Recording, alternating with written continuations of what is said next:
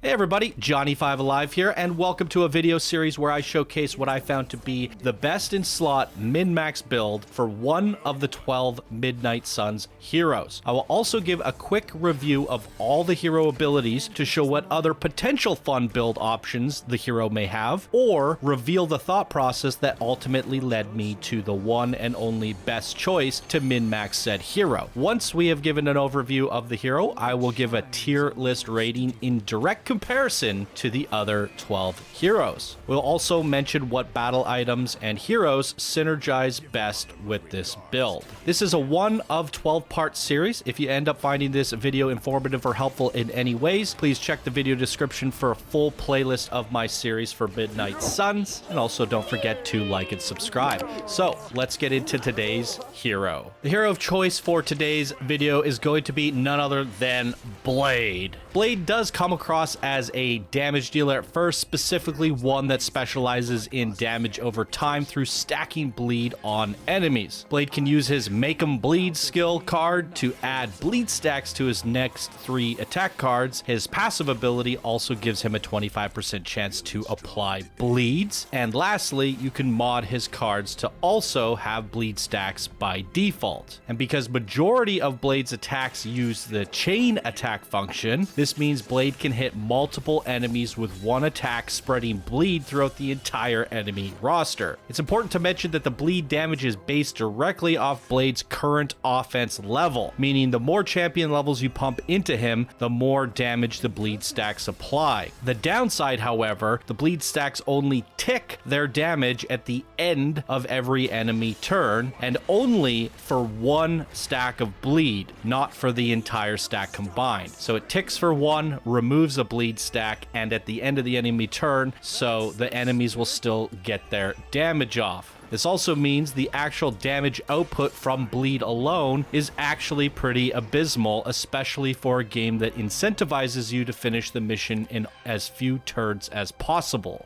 Damage over time doesn't really work that great here. The true glory, however, that Blade brings to the table is his ability to support the team by adding mark stacks to any enemy bleeding with his Hunger ability card. Marking enemies in this game is one of the strongest things you can do, as finishing a marked enemy refunds the card play used, meaning you get to kill stuff for effectively free. Using cards to kill enemies and refunding the card play results in your hand size shrinking. Luckily, Blade is also great at draw card specialist as well. So he's not only refunds card plays, but he also replenishes cards as well. This results in nearly infinite plays and often enables your team to finish missions in only 1 or 2 turns. Blade doesn't stop being awesome there though. He is also a major damage dealer once you have the right cards and mods in play. He has the potential to one-shot any enemy in the game, and for free.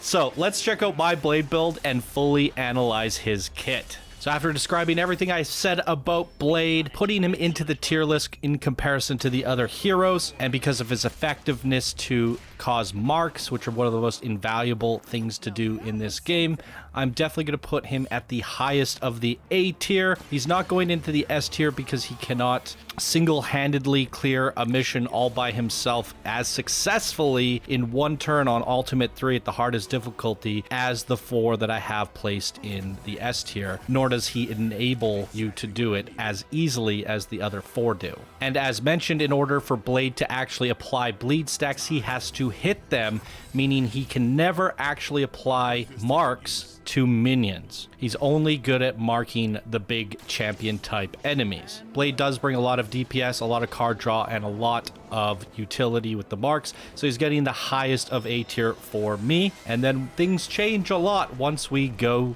with mods. We're going to bump Blade up into the S tier because he definitely can clear missions in one turn on Ultimate 3 at the highest level of the game, and he's doing majority of the damage himself. So with mods, he's going to be right in the middle of the pack at the S tier 100%. All right, let's break down my build and take a closer look at Blade. All right, so we already covered his passive. Attacks and heroics have a 25% to add additional one bleed stack. That's super important. It definitely helps with his damage overall, at least his Reaper attack.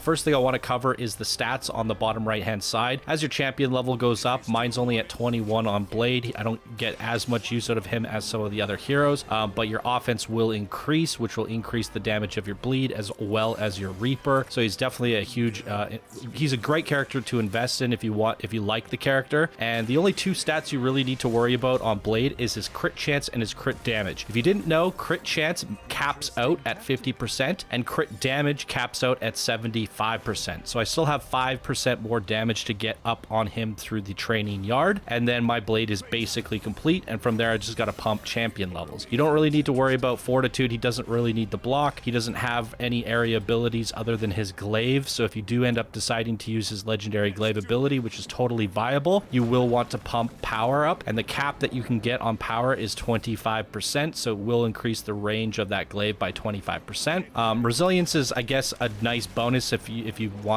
use him a lot, but not necessary. He doesn't really have any knockbacks that I can think of. So he doesn't need strength, and he doesn't need the willpower to recover health because he recovers health with his cards. So yeah, he's overall pretty easy to level up because the only two demanding stats are his crit chance and crit damage. So that's the way I've gone with him. That's the way I recommend going with him. And as I mentioned, you can get power for glaive, but it's a lot of points to pump 25 power. That's a lot of training yard sessions for one card when other characters can benefit from it much, much more. And it is one of the deciding factors I have decided to go against using glaive in my current build, but I'll definitely talk about how it's definitely viable. So you can see my build here. Let's just start from the beginning. Make him bleed is something everybody should run in their Blade deck. And as you're playing through the game early on, you're probably going to want to run two of these because he has really no mods. He has no way to apply bleeds. He's going to rely on make him bleed. The downside to this is any card that is a skill card that draws cards, you cannot mod it to be free. And same goes for free cards. You cannot mod them to have draw cards. So this is a costly card because you're playing one of your three card plays just to do an effect that he should kind of do innately. It does draw two cards, but it's coming at the cost of having this in your deck and playing this card. So it's really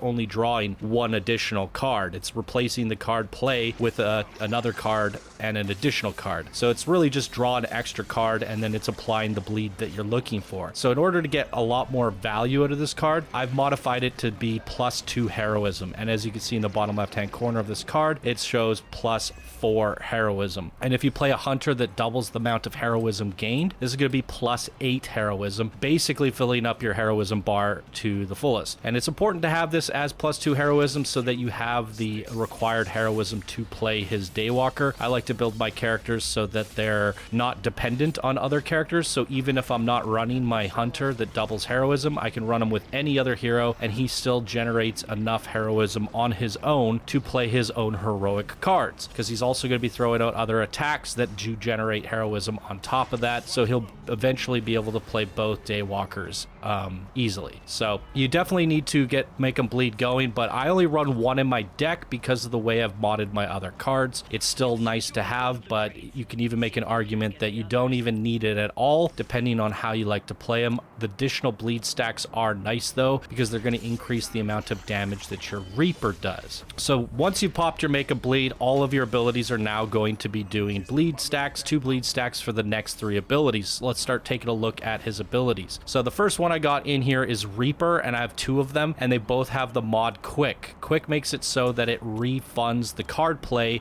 if you KO an enemy. It only does 71 damage. This card might look kind of lackluster right out of the get-go, but it consumes all bleed on the target to do the remaining bleed damage. So as we talked about, it's based off your offense. If I have roughly 150 offense on Blade, that means 2 stacks of bleed is going to be an immediate 300 damage plus the 71 for the card. So that's going to be 370 damage. That's nothing to scoff at. And if you've already popped and make them bleed, that means Reaper's also going to apply 2 stacks of bleed to an enemy that's already bleeding, making it 670 damage. And that's where his power really starts to scale. Now, the way you want to use Reaper, if you're playing Blade, if you get this in your hand right out of the get-go, and you also get Make 'em Bleed in your hand right out of the get-go, do not use Make 'em Bleed before Reaper. Use Reaper before Make 'em Bleed, because you don't want to waste one of your bleed stacks on Reaper. You kill a minion using Reaper because it's quick, it refunds the card play, and now Reaper has on KO gain 1 strengthened, meaning all future attacks are going to do 50% more damage. This is a little bit weird that on KO +1 strengthened is on Reaper, because innately this card is a finishing attack. It's meant to finish enemies off, and usually if you're finishing enemies, that means you've ran out of card plays and it's one of the last abilities that you're going to use, and 1 strengthen means it's going to decay and not be available on your next turn. The strengthen will have weared off in between the enemy's turn. So I always found it a little bit weird that this card had that strengthen, but it's all fixed by the fact that you could put quick on it. So you have to look at this as his basic quick attack card, but it also scales well and becomes a finisher card as well. So it's a double use card, making it one of the best quick attack cards in the game and one of the best finishers, and you open up with this to get your strengthened. Then what you could do is pop Make 'em Bleed, and what you'll hopefully do is redraw the Reaper that you just played, or redraw the other Reaper that's in his deck, and that's an ideal situation. Now all your cards have bleed from Make 'em Bleed. You'll hopefully draw like a strike attack or your Daywalker, and you will have the heroism available to play Daywalker. With your chain attacks, either Daywalker or Strike being a chain 3, I modded Strike to be apply 1 bleed, and I also modded Daywalker to be apply 1 bleed. They're effectively the same thing. Daywalker is just an upgraded version of Strike. It's a chain 4 instead of a chain 3, and as a bonus, it will draw a card for anybody that it KOs. The way I tend to use Daywalker is I hit at least 1 minion so that I get a guaranteed 1 card back, and it pays for the card that I just used. So it replenishes my hand 1 after using 1, and then I hit 3 additional targets so that all 3 of those bigger champion enemies are bleeding,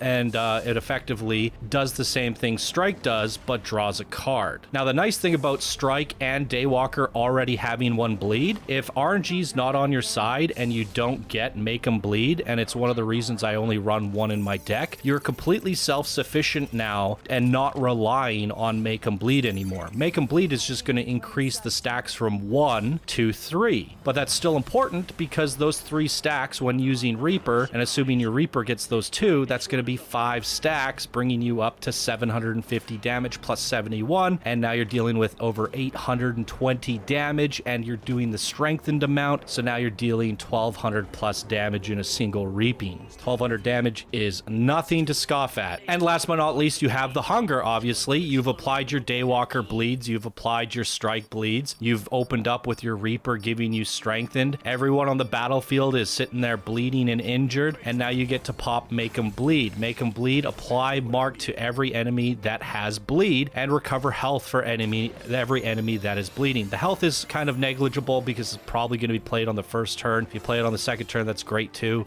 So he's always going to be topped off on health for sure. And the mod that I put on the hunger is the draw last attack played, and this card innately is free. So you can't get draw a card on a free card, but you can get draw the last attack played, which is kind of a workaround for drawing a card, because it is drawing an attack card, but you have to have played one first. So you can't just open up with hunger and get a card. You would have had to play a card. The nice thing about this is there's a good chance it's going to draw the Reaper.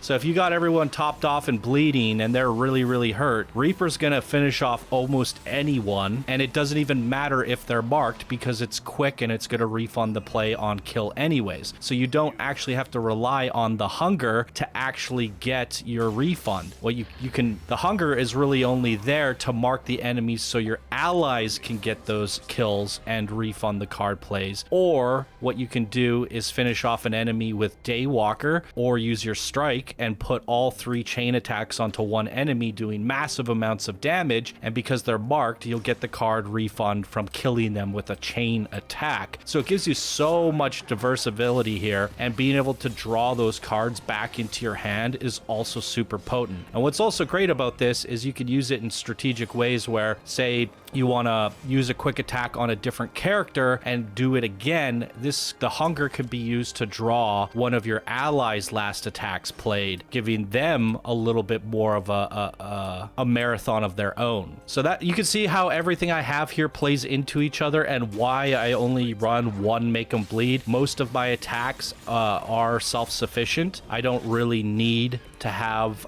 Make 'em Bleed in the deck because everything is causing bleed. The nice thing about this is it just ensures me to draw a couple cards, hopefully procking that hunger or getting that Reaper card, and from there I can use my Reaper, redraw my Reaper, use my Reaper again, and kind of go on a killing spree finishing off enemies. But then most importantly, the Make 'em Bleed is giving you the heroism required to actually play your Daywalker, as well as it's pumping the amount of bleeds, increasing the damage of that Reaper. So it just kind of, it's there to to add potency, but you definitely don't need two of them in your deck anymore, because you could just open up with any chain attack you want and start working from there, applying your bleed stacks. So he's totally self-sufficient. He's amazing. He's an amazing hero, and he plays well with pretty much any other damage dealer because he's applying the marks. You don't really want to run him with Iron Man. You don't really want to run him with Wanda. You don't really need to run him with anyone else that actually applies marks. So from there, you're pretty much free to go with whoever you want in terms of damage dealer. Obviously, I tend to run him with my Hunter, Blade, and then I just pick a DPS that I'm looking to level up. Doctor Strange is a really good option here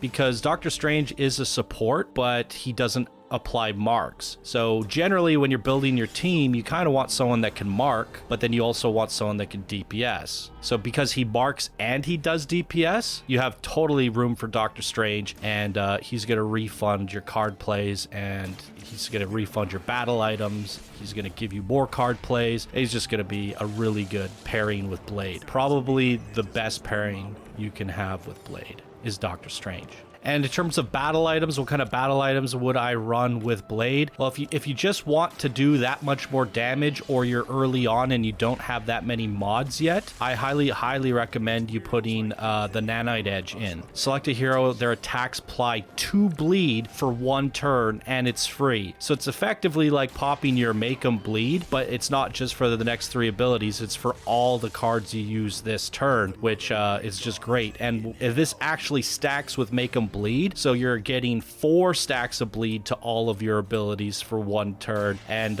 your Reaper's going to do that much more damage. So you might as well take a Nanite Edge while you're playing Blade, and obviously anything else that's in terms of drawing cards is going to be great as well. Draw 4 cards, draw to a utility belt where you select a hero, draw 2 of their cards. If you don't end up getting the cards you need on Blade, you could use the utility belt, and that's why he pairs so nicely with Doctor Strange, because Doctor Strange can refund those items, meaning you can either use them again or you just get them back and you don't have to craft them again in between missions. So definitely a good pairing there. And last but not least, we're going to head over to the Forge and take a look at Blade's abilities and ultimately show you guys why I came to the conclusion that I did. So we know about Make 'em Bleed. Quick Strike is Blade's quick attack. If the target is bleeding, it does additional damage, but generally you use quick attacks to take out minions. And if you use this on an enemy that was already bleeding, like a bigger champion, this would only end up doing about 220 damage. If he had strengthened, okay, we're looking at a little bit more, maybe 300 damage, and if it ends up pulling out as a crit, yeah, you're pulling up to 500 damage if they're bleeding. You can't depend on that, you can't rely on that, and generally quick cards are used to take out minions, and there's no additive effect from this. So you can make this so that it does draw a Blade card on use, but you're just using this card to draw another card. You could have just had that in your deck. I just find that there's really not much room in the deck for this, as you could see why what I had in my deck, there's just no room for this. I'd way rather have a chain attack or something else, and the Reaper ability already modded with quick is just a way better upgraded version of this. There's no need for this in the deck at all. Stake, we're looking at 320 damage for a 2 heroism heroic card that has lifesteal. You don't need the lifesteal because, as we saw saw, we're already getting fully healed through our hunger ability, which is totally great. While this does do 300 damage, and once we have strengthened on it, we're going to be looking at 450 if it's a crit, even more. It does potentially hit really, really hard, but it's a heroic card. So we're effectively replacing our Reaper attack with Stake, but Reaper also works as our quick strike opener. So Reapers are double edge that combines both the quick strike and the Stake together, and that's why I don't use either of these. Hopefully that makes sense. Relentless, if the target was damaged this turn, plus 213 damage. Total, this is like 350 damage. It kind of has the same issue going on with quick strike. If they're bleeding and it does extra damage, this means you have to have done some damage. The chances of you doing damage because he's blitzing around hitting everybody with a bunch of chain attacks is really quite likely, but again, there's just no room in the deck for this. But it does hit pretty hard. I just don't see there being room. And moving on to Savage, it's kind of the same thing. If the target has block, an additional 300 damage is already doing 350. Look at 360. Once strengthened, 1,000. Oh, if it's a crit, nearly 2,000. Yeah, this is hitting really, really hard, but I still don't see it hitting or having the utility that our Reaper does, using both as an opener and a finisher, or our Daywalker that's drawing cards and doing our bleed applications. So we already know what the Hunger does, we know what Daywalker does, we know what Reaper does, and we get to the final ability, his legendary ability, Glaive. And I do have one of these crafted in my deck. I'm just not using it. Damage and apply 2 bleed to each enemy in an area. If the target has bleed, it does even more damage. 300 damage is pretty sizable amount of damage for something that is an AoE, and you have to remember that this is already applying 2 stacks of bleed. So if you have Make 'em Bleed activated, it's going to be 4 stacks of bleed, and it also means you don't need Make 'em Bleed, and it works perfectly with my build where I've put the bleed mod on majority of my skills. So if you were to put this into my current build, I think it works really, really great. The downside to Glaive is that it is an exhaust card, so once you use it, you can't redraw it. It's a one and done sort of thing, which isn't the end of the world, but you know, it's a one and done for sure. If we're strengthened, we're looking at 450 damage. If the targets are already bleeding, we're looking at 900 damage with strengthened, and then crits, we're looking at, you know, almost 1500 plus damage to everybody in an area if they're bleeding. So this can do a whole lot of damage. It can wreck worlds, but most likely the way it would be used is if you just drew this right out of the get-go, you would use your Make 'em Bleed to give you the 4 heroism so that you can play it, and then you just throw it out on a big crowd of enemies, and now they're all bleeding. Right? Now you don't have to worry about chain attacking them or Daywalker. You know, they're all bleeding, they're hurt really bad, and you soften them up quite a lot with the damage that it did. And then you can pop your Hunger and apply all your mark stacks and get, you know, draw some life as well. But yeah, I think it's really effective because it just innately comes with the bleed. And then what you could do is you can mod this to also add vulnerability. So whatever it didn't kill, it's going to soften them up and add vulnerability to them, guaranteeing that your Reaper will finish them off. And that is huge.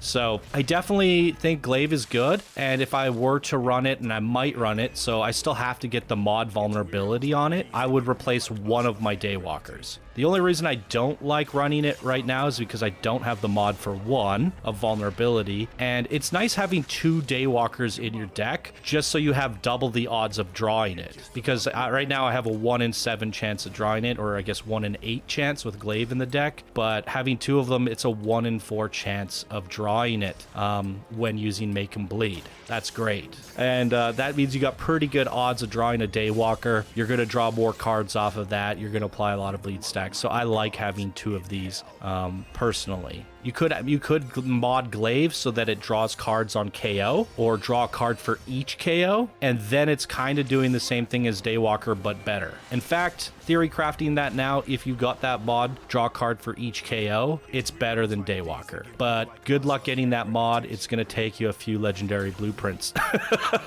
So as you can see, after reviewing all of his cards, this is ultimately what I came up with and why I think this works the best. You guys have been seeing footage of me using Blade in action, and you can see how effective he's been. And you could probably agree with me now where I've decided to rank him with my tier list. Blade is a definite must pick and an awesome character in the Marvel Midnight Suns. So there you guys go. That is my full min-max build. If you guys learned anything from it, found it helpful in any way, please do leave a like and subscribe. Check out the entire series. Links to that is down in the description below. And if you have a different build, something I didn't think of, please do fire away in the comments and let me know what you're doing to play with your build, or how you play your Blade, and what you would change with my build and why. I'd love to hear your thoughts. Always looking to improve and come up with more interesting builds. This is what I came up with. It works for me and I tend to like it, so I just wanted to share that with you guys here today. So that's going to do it for this video. I'm Johnny5Alive. Thank you guys so much for watching, and I will see you in the next Marvel Midnight Suns video. Bye now.